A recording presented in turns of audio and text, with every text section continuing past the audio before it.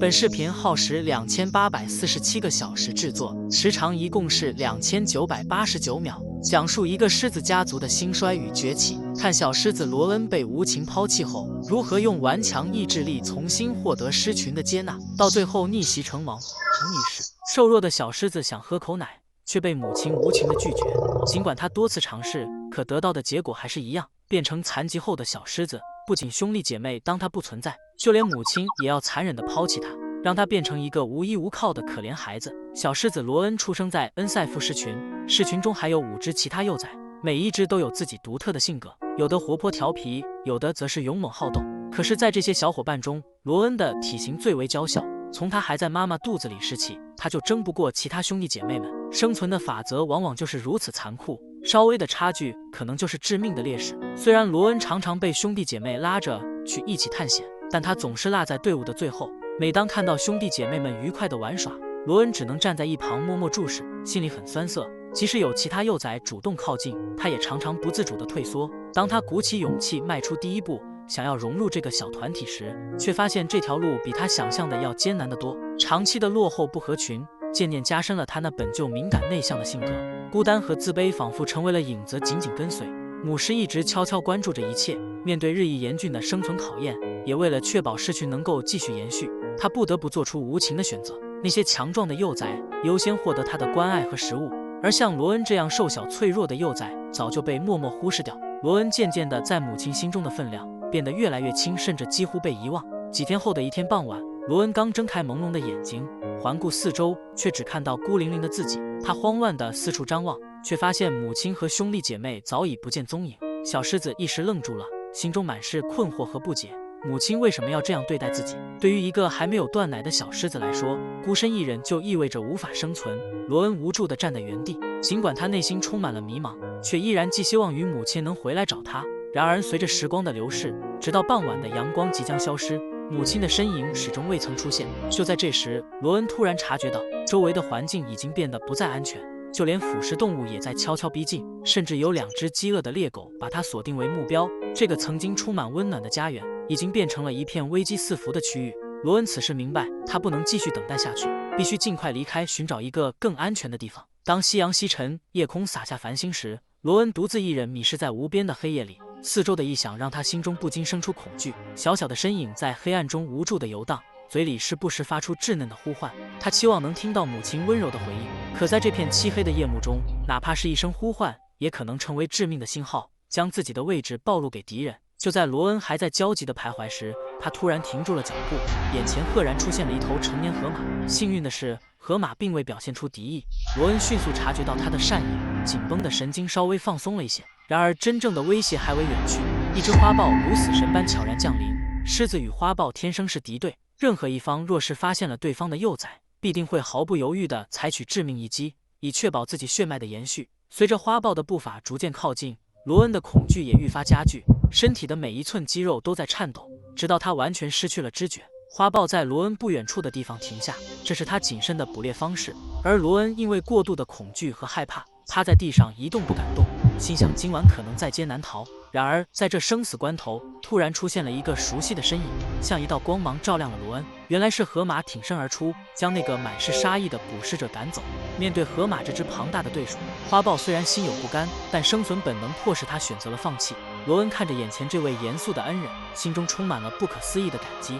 可接下来罗恩又开始疑惑，自己接下来该往哪里走呢？罗恩不知道自己究竟走了多远，饥饿和后腿的伤痛几乎让他难以继续前行。可他想起母亲温暖的怀抱，便情不自禁地发出几声凄凉的呼喊。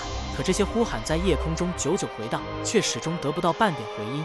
就在罗恩快要绝望的时候，远处传来了一阵轻微的声响，那是狮群里年轻雄狮们在捕猎的声音。这声音仿佛夜幕中的一道曙光，瞬间点燃了罗恩心中的求生欲望。他紧握着这一缕希望，缓慢而坚定地朝兄长们所在的方向移动。没过多久，罗恩就找到了他的哥哥们。然而这只不受欢迎的小幼崽并没有得到兄长们的温情，反而把他当做一个任人摆布的玩偶，每一步都伴随着毫无节制的捉弄和欺负。而围过来的其他亚成年雄狮也都用探究又轻蔑的目光盯着罗恩，仿佛看到一件可以随意打发时间的玩具。眼下和这些危险的家伙待在一起，竟比孤身面对饥寒更加难熬。罗恩的体力早已耗尽，饥饿也让他连反抗的力气都没有。最后，罗恩只能默默承受。罗恩已经饥饿到了极点，眼前一切似乎都开始扭曲。他居然爬向了一只雄狮，渴望能喝到一点母乳来安慰。然而，这一切的努力都是徒劳。小家伙的举动没有得到丝毫的同情，反而让他遭受了更为残酷的对待。其他雄狮瞬间围了上来，毫不留情地狠狠拍着他的身体。原本受伤的后腿，在这场暴力中变得更加严重。罗恩的每一步都伴随着剧烈的痛楚，行动也越来越迟缓。如果再继续下去，他的生命或许将永远消失在这些冷血同族的手里。对于任何母亲来说，看到自己的孩子在受苦，心里都会撕裂。而即便是曾经抛下罗恩的妈妈，依旧无法无动于衷。当他听到孩子那绝望的哀嚎声时，终于出现在了眼前。而那一刻，罗恩的眼里只剩下母亲的身影，所有的饥饿和痛苦都消失无踪。他颤抖着步伐，充满渴望与急切，拼尽全力向母亲走去。经历了漫长的一夜，罗恩的心终于得到了片刻的抚慰。那些羞耻感全无的亚成年雄狮仍然试图夺回他们的玩具，但是母狮的威严不可侵犯。他发出了愤怒的吼声，成功的把他们赶走，并带着罗恩远离了那片充满危险的地方。罗恩喜悦地跟在母亲身后，仿佛所有的痛苦都已经结束了。可罗恩还不知道，他的噩梦才真正开始。昨夜的折磨让他的身体几乎无法支撑，每走一步都伴随着难忍的痛苦。而更加让人心碎的是，他的兄弟姐妹们似乎早已心生默契，毫不在意地把他排除在外，仿佛他的存在根本不重要。罗恩转过头，眼中满是渴望，想从母亲那里得到一丝温暖和安慰，可映入眼帘的却是母亲那张严肃的脸。为了保证狮群能生存下去，母亲做出了一个艰难的决定，那就是彻底放弃瘦弱的罗恩，把有限的资源留给那些强壮的兄弟姐妹。即使是整整一夜未进食的罗恩，渴望喝上一口奶时，母亲也冷冷地发出警告，赶他离开。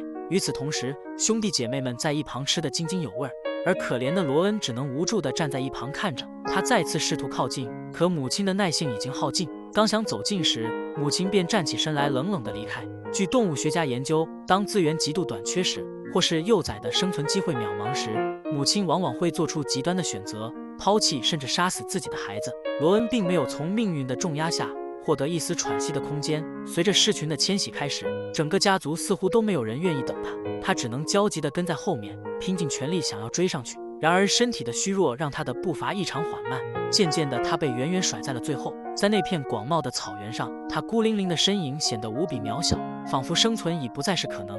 尽管痛苦折磨着他的身体，孤独压得他喘不过气，但罗恩并没有屈服和放弃，他都忍受着每一步巨大的痛楚，但依然坚定地迈开步伐，追赶族群的身影。生活并不对每个生命都公平，而罗恩必须坚持自己的信念，不论面对怎样的冷眼与抛弃，都要拼尽努力坚强活下去。罗恩的体力渐渐透支，长时间的行走让他的腿部状况越来越严重，几乎每一步都在忍受着剧痛。然而他终于还是坚持到最后，成功跟上了队伍。虽然依然没有人愿意理会他，狮群不会因罗恩的到来而停顿，罗恩只能在队伍的后面不知疲倦地跟着。漫长的跋涉与饥饿渐渐掏空了他的体力，他那虚弱的身体开始左右摇摆，甚至连直线行走都无法坚持。可是无论如何，他的眼睛始终紧紧盯着母亲的身影，生怕母亲再次将他遗弃。随着体力的流失，罗恩的身体不禁向旁边偏离，他感到前所未有的孤单与绝望，痛苦与饥饿仿佛正在吞噬他的一切。让人难以置信的是，差点倒下的他竟然在逆境中顽强地站起，凭借坚韧的意志力调整了方向，重新继续前行。究竟是什么样的毅力和决心，让他能够跨越如此巨大的痛苦，重新站起来走下去？狮群很快来到了一条凶险的河流，其他小狮子在母亲的帮助下安全过河。可当罗恩终于赶到河岸时，他看到整个狮群已经顺利越过了水域，唯独他一个人滞留在上面。他警觉地低头一看，水中竟然潜藏了一条可怕的鳄鱼，紧盯着他的一举一动。就在这时，母亲发出急促的警告声音，叫他不要靠近危险的水域。然而罗恩的身体因疲惫支撑不住，心中却只有一个念头，那就是一定要回到母亲身边，绝不能再被抛弃。原本的浅滩变得越来越陡峭，只要有一个不慎，他都会掉进鳄鱼的口中。狮妈妈焦急地站在岸边，看着自己的孩子陷入了危险的境地，心中也是无比的矛盾。此时罗恩几乎已经不知，他的身体开始摇晃，痛苦的呼喊声回荡在空中，仿佛在恳求有人能伸出援手救他一命。就在生死之间的紧要关头，狮妈妈终于出现了。对于一位母亲来说，孩子的呼唤是最强烈的牵引力。她上前轻轻地咬住罗恩，小心翼翼地保护着他，生怕他再遭受任何伤害。自从罗恩被母亲遗弃后，在这一瞬间，是和母亲最亲近的时刻。最后靠母亲的全力保护，罗恩终于安全渡过了危险的河流。饥渴难忍的罗恩拖着疲惫的身体走到河边，他大口大口喝水来缓解。尽管他还该是依赖母乳的年纪，却不得不依靠水来勉强渡过难关。这一幕令人心酸无比。也许罗恩已经意识到，母亲再也不会为他提供任何食物，他只能通过喝更多的水来勉强维持体力。在一阵痛快的饮水后，罗恩摇摇晃晃地走向岸边，但当他刚踏上陆地时，却看见母亲正低头给其他的兄弟姐妹们喂奶。罗恩站在母亲身边，心里充满了犹豫和不安，每一步都走得异常小心，仿佛踩在锋利的刀尖上，生怕再次被母亲拒绝。然而令他惊讶的是，这一次母亲没有把他赶走。最艰难的日子终于过去，罗恩终于能够品尝到那久违的母乳。他贪婪地吸吮着，感受着奶香在口中蔓延，那份温暖的母爱再次涌上心头。然而母亲并没有给他太多时间，母狮随即就站起身，中断了他的饮奶时光。即便如此，对于罗恩来说，这短暂的幸福已经足够让他心满意足。他轻轻舔舐着嘴角残余的奶香，仿佛在回味那早已消失的母爱。经过短暂的休息，狮群重新启程，继续他们的下一个目的地。而罗恩依然难以跟上大家的步伐，再一次被远远甩在了后头。由于身体的残疾和严重的营养不足，他每走一步都显得如此艰难。可他似乎早已习惯了。I don't ever slow up, no I don't take shit I got no love for the fakeness If you wanna play tough and wanna hate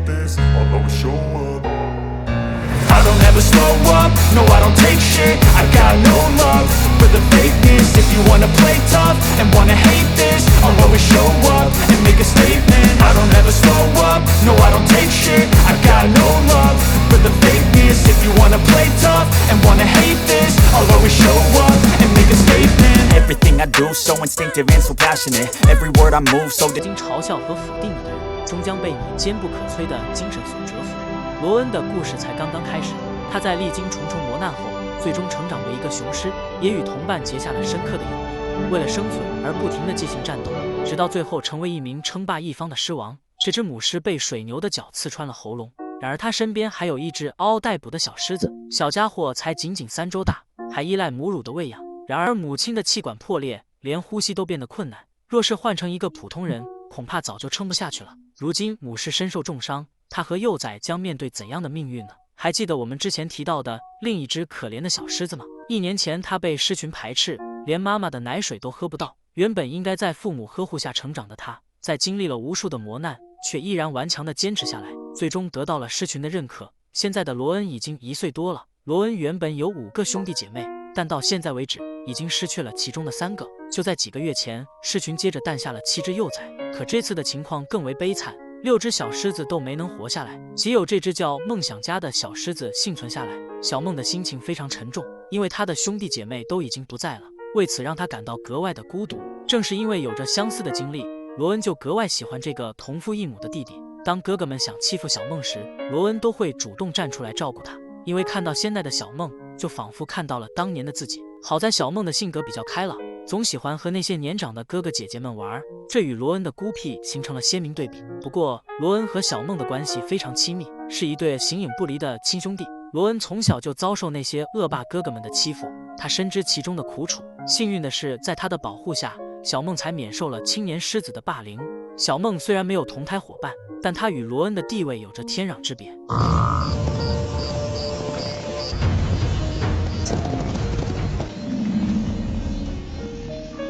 狮群在晚上捕获了一头水牛，小梦拥有与父亲同等的尊贵地位，可以第一个吃到美味，而罗恩只能排在最后，等到别人都吃饱后才轮到他。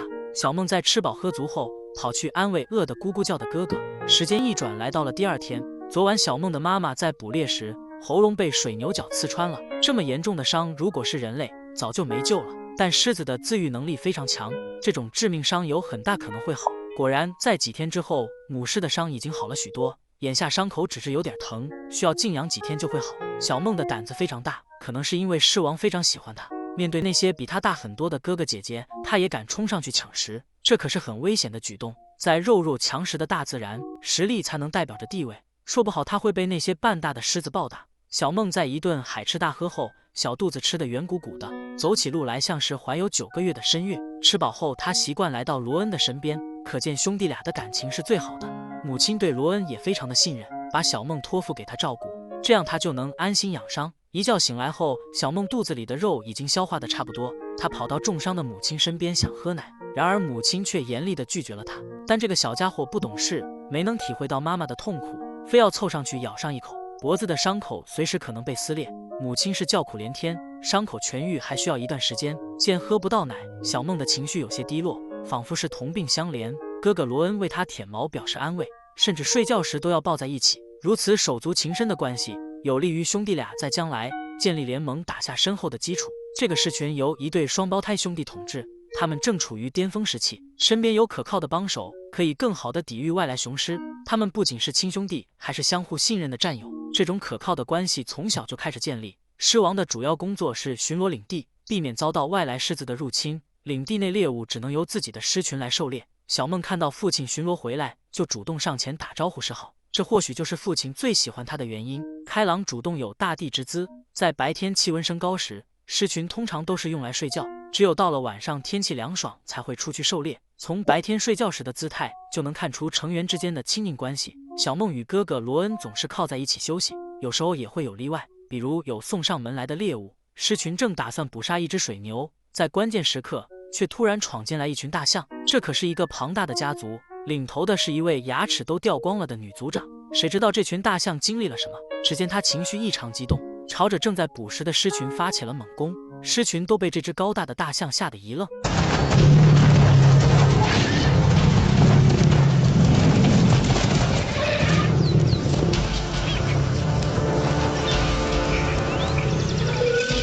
原来是女族长把那头死掉的水牛误认为是自己的同伴，气氛顿时变得有些紧张。当女族长看清那是一头牛后，就尴尬的不再去理会，带着象群撤出了这片地方。面对这么狂躁的大象，狮群也不敢掉以轻心。随着时间的迁移，那只喉咙被刺穿的母狮伤口已经愈合的差不多，因为身边有狮群的帮助，让它得到足够多的时间休息。小梦看到这样的结果也非常的高兴。吃饱后的她想喝口水，可水中却潜藏了一条大鳄鱼。面对如此的情况，他找到罗恩进行一番互动，兄弟俩的关系是越来越好。最不合群的罗恩遇上孤单的小梦，双方都能从彼此身上找到最需要的安慰。母亲看唯一的儿子不再孤单，也是非常的欣慰。随着这几天的休养生息，母狮觉得身体好的差不多了。等到夜晚来临时，他决定加入狩猎的队伍，想要捕杀强壮的水牛，成员数量是越多越好。罗恩这个时候也会在旁边观摩学习。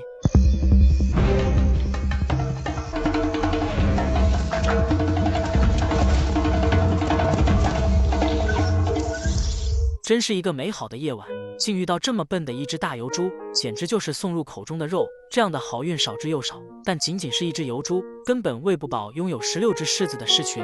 闻到肉味的猎狗群也开始主动往这边靠拢过来，他们在旁边不停地骚扰狮群，想从中趁乱捡一点残骸吃。5只成年猎狗发起了围殴，而罗恩不知是哪条神经出了错，叼起其中的一块肉往边一走，这下引得猎狗们蜂拥而上，罗恩马上遭到他们的围攻。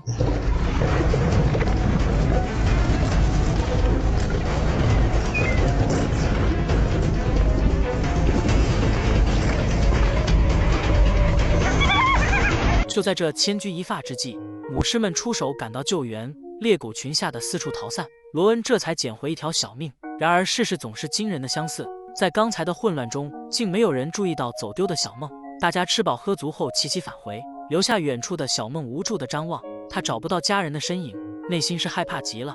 而周围时不时地传来猎狗的叫声。到了第二天清晨，罗恩看到被猎狗咬得一身伤，心里顿时感到庆幸。好在受的都是一些轻伤，可他却看不到小梦的身影。而母狮也发现了小梦的失踪，他急忙地外出寻找，可在周围树林中找了好几天，都没有找到唯一儿子的身影。虽然他的心里不愿意相信，但小梦大概率已经被猎狗群给咬死了。无论他再怎么去呼唤，小梦已经彻底的消失了。发生了这样的悲剧，罗恩心情非常的低落，他拖着疲惫的身体来到河边。才1岁多的他失去了最要好的弟弟，罗恩又回到了曾经的孤独生活。但这次离别的痛苦也让原本不喜社交的他有了变化，因为在与小梦的相处中，让罗恩明白了兄弟间的重要性。他开始尝试和哥哥们交流互动，因为在成年以后的生活中，离不开身边兄弟的支持。在经历了无数的磨难，弟弟的死让他终于开了窍，也让罗恩进一步成熟起来。他逐渐融入到群体当中，罗恩的前途将是一片光明。在未来的某一天，他会和兄弟们一起组成联盟，替换掉父辈们的地位，再次统治这片卢湾瓜河流域。生命中最珍贵的不是完美无缺，而是在伤痛中依然选择前行；不是没有失去，而是在失去后依然能够重新拥抱生活。小梦的离开看似是一个悲剧，但在罗恩的生命中却起到了最重要的蜕变作用。罗恩学会了团结包容，学会了超越个体的孤独，融入到更大的群体当中。狮子的世界如同人类社会残酷而真实，但正是在这种残酷中展现出令人敬畏的韧性。罗恩没有因为失去要好的弟弟而气馁，反而在失去中找到了力量，在孤独中找到了归属。罗恩的成长是生命最动人的诗篇，未来属于勇敢者，属于那些即使遍体鳞伤，仍然是相信光明的人。这只小狮子因为残疾弱小，被他的妈妈无情给放弃，但小狮子表面上不合群与软弱，却有着一颗顽强不屈的心。他用行动再次赢得狮群的接纳，并最终存活了下来。这只小狮子名叫罗恩，他在1岁多时又因失去最要好的弟弟，让他大彻大悟地发生蜕变，在内心深处暗暗发誓，自己要成为可以守护家人的王者。随着时间的推移，罗恩眼下已经长到2岁多，而他与哥哥也成了最可靠的伙伴。再过几个月时间，他们就步入成年阶段。青年雄性狮子到了3岁后，都会离开原家族到外面闯荡，重新开辟属于自己的狮群。眼下兄弟俩的感情日益加深，此刻他们是天天待在一起。罗恩所在的狮群已经变成了一盘散沙，因为统治的双胞胎狮王消失了。他们在外面巡逻时，遇到了比他们更加强大的雄狮，一个被杀掉，另一个被打残赶走。狮群现在是群龙无首，随时有可能被外来流浪雄狮入侵。好在这个狮群比较繁盛，还剩下6头成年母狮，另加3只没有成年的青年狮子。可随着旱季的到来，领地内的猎物变得非常分散稀少，狮群已经许多天没有进食了。此刻他们面临一个艰难的抉择，是继续留下来饿死，又或许冒险越过河流去对岸，因为许多的猎物都往那边聚集过去。河对岸生活着另一个狮群，狮群的首领是一对朋克兄弟，一只长着杀马特的头发，而另一只则是显得有点秃头。这对朋克兄弟的造型，在5公里外都能认得出来。别看他们长成这样，身体内却有着强大的遗传基因，实力比普通的雄狮强大。对岸虽然有一对朋克兄弟，但狮群经过一番的反复掂量，最终还是决定渡河去对岸。可狮群的第一道难关就是河里生活着许多鳄鱼。尼罗鳄是世界上体型最大的鳄鱼，它们的体长能长到6.5米，咬合力更是达到惊人的900公斤，是非洲最强的存在之一，能撕碎任何一种动物。罗恩妈妈带头第一个出发，但很快就引起鳄鱼的注意。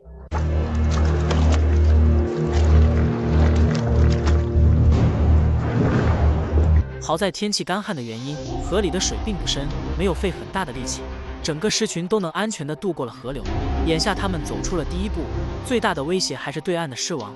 仅在河边就能听到朋克兄弟在咆哮宣示着领地。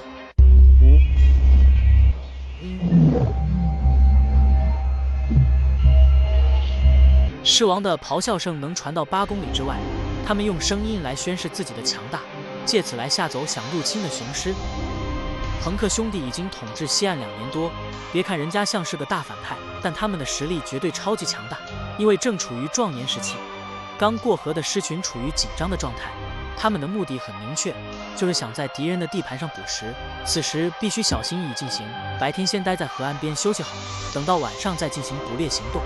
罗恩跟他的哥哥形影不离，他们像是在自己家一样，根本没有一点紧张感。但奇怪的是，有一只母狮也准备单独脱离狮群外出。他这么反常的行为究竟是去干嘛呢？渡河来到这边是十分正确的，羚羊群都跑到西岸来了，看到这么多的猎物都想流口水，但母狮还是决定等到晚上再行动。当黑夜降临时，猎狗群开始活跃起来，而河马也准备上岸吃草。狮子在黑夜捕猎更有优势，它们能在低光照下看清环境，视力比人类强大7倍。每只狮子每天能吃8公斤的肉，只要2天不进食，它们就会饿得慌，靠消耗身体的脂肪来维持生命。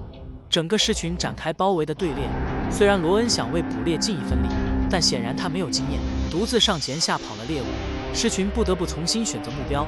随后，罗恩和他的哥哥不准插手捕猎。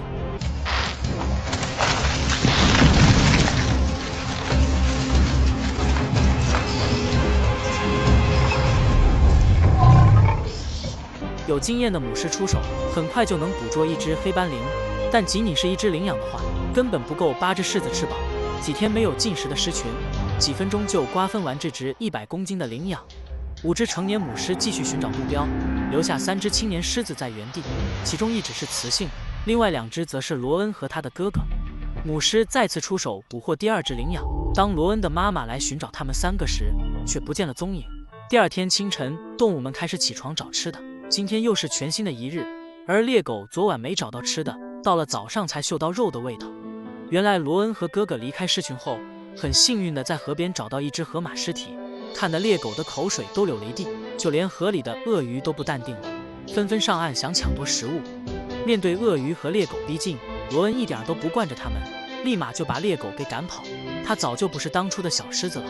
但随着鳄鱼是越来越多，罗恩也是无可奈何，轻轻地给了对方几巴掌，小眼神里满满是委屈。而母狮们昨晚吃饱后，现正在树下呼呼睡大觉。狮群渡河后之所以没被发现，正是因为那只独自离开的母狮，它用自己的美色去引诱朋克兄弟的大当家。眼下双方正在小树林里约会。秃头狮王看到对方那楚楚可怜的娇羞眼神，立即就露出他的招牌鬼脸，表示非常满意送上门的美人。而罗恩的阿姨也非常配合，施展全身的魅力吸引对方。他为了保护狮群，真的是付出了所有。而秃头狮王早已没有心思巡逻领地，像是被灌了迷汤一样，与母狮从白天聊到晚上，又从晚上聊到白天，这样的相处时间将会持续好几天。随着气温的升高，罗恩和他的兄弟还守着河马尸体，一点都没有要离开的意思，还把猎狗和秃鹫不停赶跑。就在兄弟俩以为胜利时，猎狗开始呼唤同类前来帮忙。但中午的气温实在是热，猎狗群都懒洋洋地泡在水里降温。等到太阳准备下山时，猎狗群这才集体出动前往。而母狮群这边也听到了叫声，有经验的他们听出了猎狗的行动，他们担心3只青年狮子，也立即出发前往。一场大战一触即发。但最先开战的则是河马。成年河马看到狮子很不爽，母狮群循着味道快步前进，必须比猎狗群先到达，不然青年狮子就危险了。双方正在进行拉锯赛。当天空中的繁星出现时，5只母狮最先找到位置，看着这免费得来的大餐，母狮们也非常高兴。但狮子的吃饭等级有先后顺序，母狮到了必须他们先吃，之后才能轮到罗恩他们。对于这一切，罗恩从小就已经习惯。鳄鱼群也准备来分一杯羹，但母狮们绝不会让他们靠近。而那只猎狗还在呼唤同类，为了这一口吃的真是有耐心。不久后，它的同类也赶到了这里。8只狮子对上9只猎狗，旁边还有几十条大鳄鱼。此时的夜晚气氛非常紧张，面对这种混乱的场面，母狮们也吃得差不多了，便主动撤到安全的地方。罗恩看到母狮们走开，他就主动上前准备开饭。面对猎狗的靠近，他非常强势，向猎狗表明大餐是自己的。可是他面对几只猎狗，很快就陷入到危险当中。好在他的妈妈及时跑来救援，但即使更加强壮的妈妈也不可能应对这么多的猎狗，最终还是不敌被对方赶跑。没有狮王在场，很难镇得住猎狗群。可罗恩的性格要强，还是不想放弃这道数的大餐。他一个人没法应对一群猎狗，还被猎狗群给追了几条街。罗恩被咬得伤痕累累，这就是脾气犟、经验少的代价。猎狗群并不打算放过追杀罗恩，他们的体能远远比狮子强得多，咬死罗恩只是迟早的事情。在千钧一发之际，已经逃掉的妈妈居然调转了头，回去救自己这个狼狈的孩子。母爱的本能终究还是战胜了一切。面对这种不怕死的母爱，猎狗最后决定撤回去，不然食物就要被鳄鱼吃光了。而我们主角罗恩又捡回了一条小命。接下来就是猎狗与鳄鱼的战斗，双方都是不怕死的节奏，为了吃一餐拼尽了全力。转眼间几天时间过去了，罗恩的阿姨还在与秃头狮王待在一起，正是有了她的美人计，才让整个狮群没有被发现。眼看时间差不多了，秃头狮王还意犹未尽，想再次拉着母狮进小树林时，然而母狮开始翻脸不认人，对秃头进行最凶狠的咆哮。本地的母狮是不会接纳他，所以罗恩的阿姨开始返回自己的狮群。秃头狮王看着他离开的背影，心中满是恋恋不舍。之后狮群回到了原来的领地，而罗恩被猎狗咬得伤痕累累，这将成为他成长变强的印记，为以后的外出闯荡多一分毅力。过了一段时间后，领地来了一群非洲水牛。水牛是狮子最喜欢的猎物，一只足够吃上好几天，但同时也是最危险的猎物。水牛群只是路过此地，它们不会在此停留太久。罗恩的阿姨终于回到了狮群，面对这群大水牛，罗恩的妈妈不打算放弃这次机会，开始领着狮群向水牛靠拢，在前面形成对牛群的包围。狮群紧盯他们选择下手的目标，一只又老又弱的水牛进入视野，狮子主动攻击，打散牛群。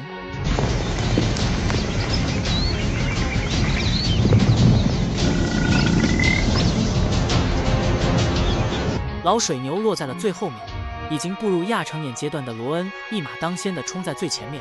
在一阵的骚乱响声过后，老水牛最终被扑倒在地，而罗恩靠努力成功进阶到平等的位置，不再是狮群最后一个进食的狮子。成长后的罗恩有了话语权，此刻的他脖子虽然还没长出鬃毛，但已经出具了狮王的霸气。不久后，罗恩将和他的兄弟离开狮群，在外面打下属于自己的领地，并建立最强大的狮子王朝。每一次的伤痕都是成长的印记，每一次的挫折都是生命的馈赠。就像罗恩遭遇到的每一次磨难，他都能在磨难倔强坚持前行，最终成为一只历经风雨强大的狮王。罗恩的故事告诉我们，当你在人生的低谷时，请记住那些曾经的苦难终将化作照亮前路的星光，指引着我们走向更广阔的天地。生命不仅仅是存活，而是不断自我突破的成长旅程。这只母狮子摇着小尾巴，毫不畏惧地踏入两只雄狮的领地，它轻轻用头蹭了蹭对方，以此来引诱狮王，让对方心甘情愿为它倾心。母狮为了保护自己的族群，不惜以色相换取庇护。其实除了人类，很多生物也会用爱情的力量来锁住伴侣。在这个残酷的自然界，这只母狮显然懂得利用这种策略。母狮的名字叫玛萨拉，她是罗恩的阿姨，作为狮群的新任首领，展现了出色的领导才能。在她的带领下，姐妹们齐心协力，成功俘获2头壮年雄狮的信，组建了一个全新的恩瑟夫狮群。这个大家庭不仅一起捕猎抚养幼崽，更是并肩作战，抵抗那潜伏在黑暗中的掠食者。在非洲卢安瓜国家公园，狮王的咆哮声响彻天际，也标志着新一天的开始。可惜这片辽阔的土地已经6个月未曾下过雨，一只河马因此遭遇了恶月，尸体成为秃鹫的丰盛餐点。在这无情的环境中，生命的斗争愈发显得惨烈而真实。就在此时，一头雄狮突然冲上前，将尸体占为己有。他们就是7岁的恩瑟夫狮群的2兄弟。这个狮群由14只成员组成，最年长的母狮已经目睹了3代幼狮的成长，现在又有3只母狮怀孕。这天，兄弟俩开始每天的巡逻任务，用尿液标记领地的边界，警惕那些企图入侵的流浪雄狮。玛萨拉准备生产，悄然离开了狮群，他朝着树丛走去，寻找一个安全隐蔽的巢穴，以防止潜在的危险。在这片生存竞争激烈的土地上，对于刚出生的小狮子来说，花豹和猎狗是最大的威胁。玛萨拉得到幸运之神的眷顾，他成功避开了危险的掠食者，并生下了2只健康的幼崽。这对刚出生的幼崽仅有10厘米长，体重也不超过200克，但不到1个月，它们便能在草地上嬉戏打滚。姐姐显得稳重内敛，而弟弟则是性格活泼。弟弟就是前2集提到过的小梦。小狮子们的玩耍显得尤为重要，这个过程不仅让他们感受到快乐，更能帮助他们掌握捕猎的技巧。为了躲避其他掠食者的危险，母狮时常需要更换藏身的位置，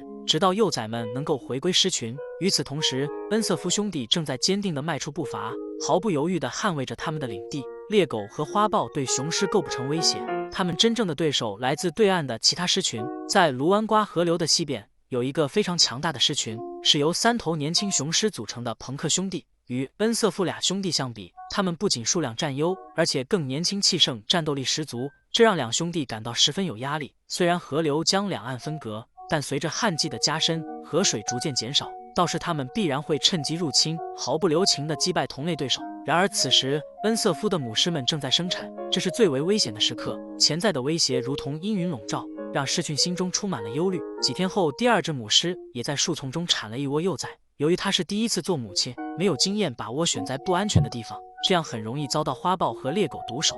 而这只花豹就是上集提到过的玛丽。第2天，当母狮来到这里时，她闻到了玛丽的气味，害怕她威胁到幼崽的安全。母狮准备偷袭正在专心捕猎的玛丽。玛丽为了抚养爱啃老的女儿安娜，每天早出晚归，从没休息过。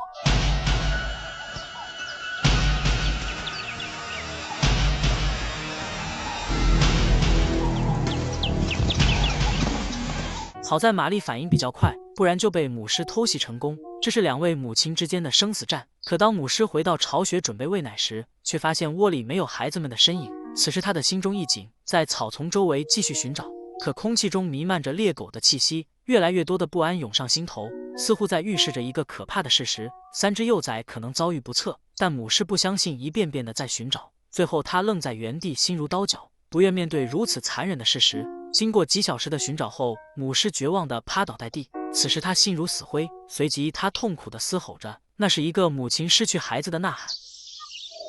嗡嗡嗡，母狮的叫喊声将持续1-2天，失去幼崽的那份痛楚将永远烙印在他的记忆里。这种绝望和伤痛将伴随他的一生。不久后，玛莎拉带着2只幼崽回到了狮群，可却迎来了阿姨冷漠的目光，因为她刚刚失去自己的3只幼崽，此刻正独自沉浸在自己的伤痛中。而此时，第3只母狮也向远处走去，她就是罗恩的母亲，一位非常有经验的妈妈。她正准备去给幼崽们喂奶。当太阳西下时，母狮群来到河边喝水，为晚上的捕猎做着准备。夜幕渐渐降临，危险也随之而来。玛莎拉必须看护好自己的2个孩子，小心翼翼地提防徘徊在周围的猎狗，而其他狮子则开始狩猎水牛。在数量众多的狮子面前，水牛毫无还手之力就倒下了，成为了狮群的晚餐。随着河水的日渐干涸，越来越多的动物汇聚在这里，甚至包括那些庞大的大象。狮群通常不会轻易招惹这些巨兽，除非是遇见虚弱孤单的小象。这只玛莎拉生下的幼崽叫小梦，他就是以后罗恩最要好的兄弟。不过他最后却不幸死亡。在那期罗恩的兄弟有详细解说过，由于小梦只有一个姐姐，这让他感到有些苦恼。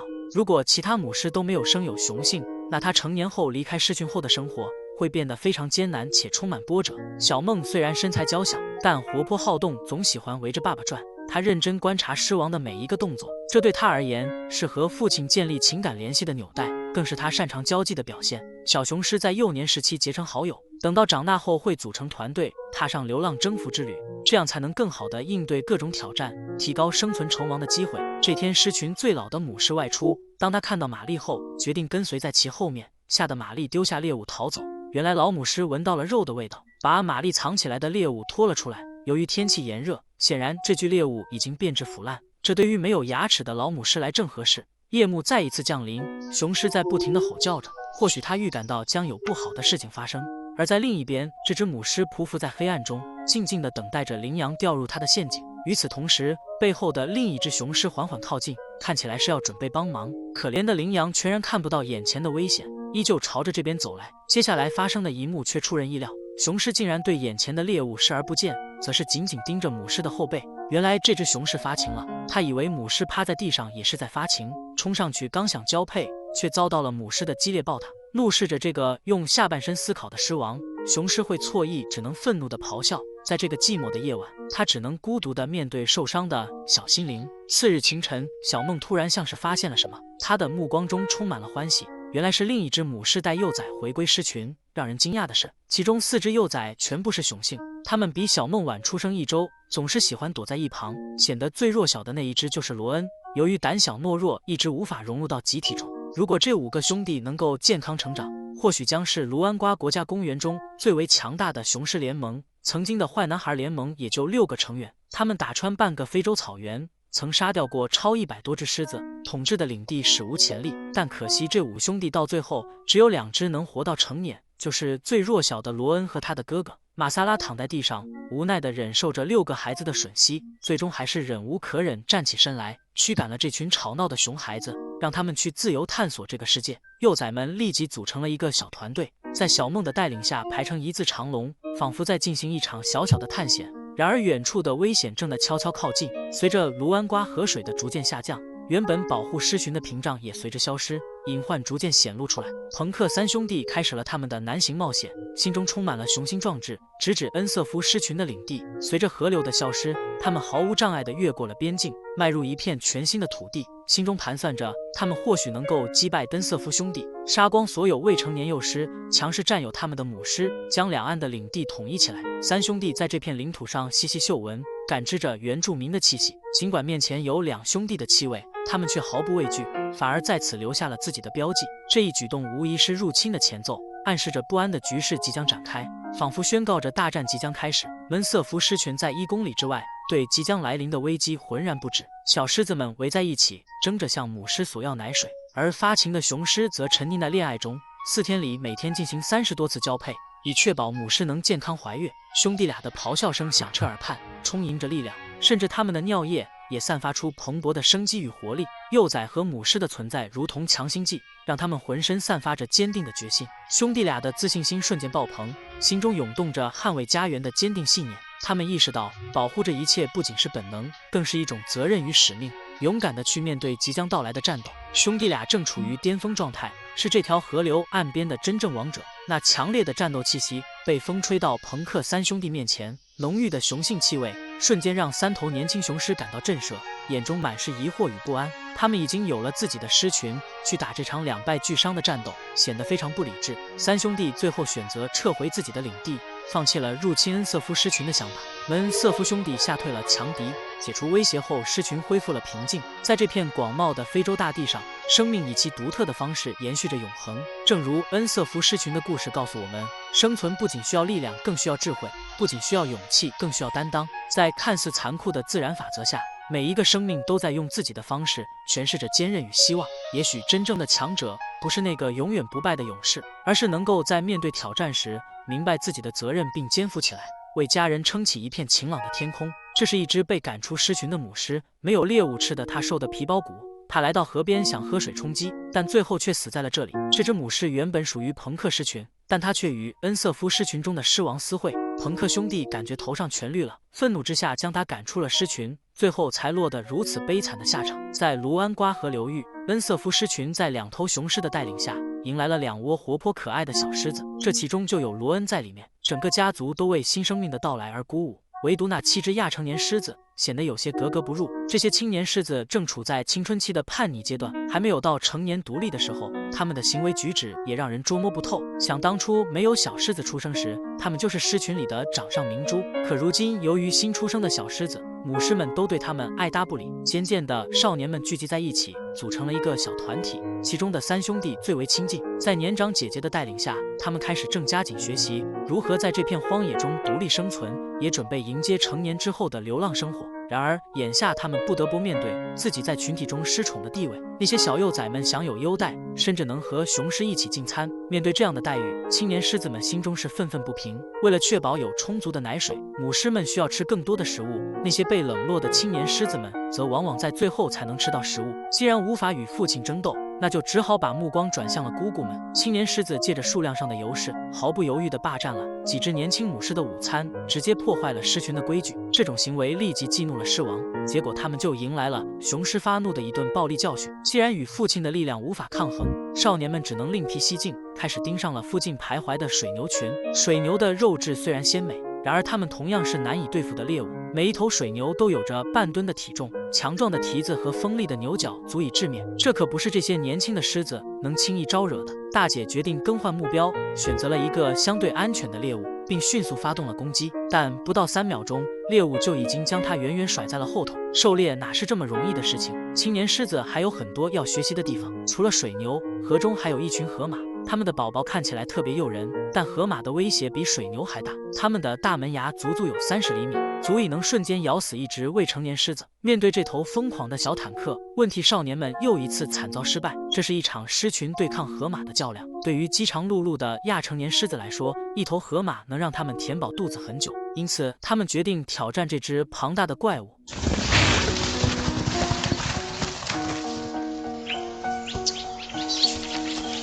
然而，河马可不是那么容易对付的，即便是最老练的狮子，也很少会主动挑衅河马。少年们很快吃到了苦头，再次深刻领悟到自己力量的不足。时间来到了晚上，母狮们正在进行每天的狩猎，捕捉羚羊需要互相之间的团队协作。母狮们各就各位后，从不同的方向驱赶猎物，目的是把羚羊赶入到他们的包围圈中。羚羊的奔跑速度远超狮子，而且它们彼此之间会发出警告，因此这场狩猎行动需要团队之间的默契配合。每个成员都有明确的任务，有的负责追击，也有的负责埋伏猎杀。听到动静的青年狮子们也纷纷加入了追击的队伍。大姐将一只羚羊逼向了3兄弟，然然而猎物异常警觉，轻松摆脱了他们的埋伏。就在这时，罗恩正独自一人四处寻找妈妈，结果跑来到了他们的身边。火气睁大的青年狮子们没地方发泄，居然把怒气撒到了自己弟弟身上。